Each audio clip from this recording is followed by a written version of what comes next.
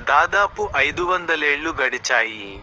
వినత కాపాడిన రెండో గ్రుడ్డు చితికి దానిలో నుంచి మహాబల సంపన్నుడైన పక్షిరాజు గరుత్మంతుడు జన్మించాడు. పుడుతూనే ఆకాశానికెగిరి ఒక్క ప్రదక్షిణం చేసి వచ్చి తల్లికి నమస్కరించాడు. వినత చాలా ఆనందించింది.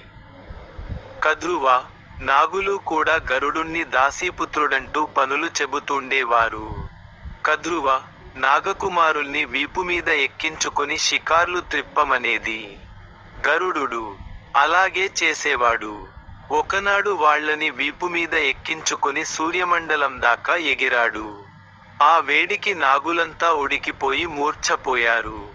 అది చూసిన కద్రువ గరుడుణ్ణి అనరాని మాటలన్నది. ఇంద్రుణ్ణి ప్రార్థించి వర్షం కురిపించుకుని కొడుకుల్ని బ్రతికించుకొంది. సవతి తల్లి మాటలకు గరుడుని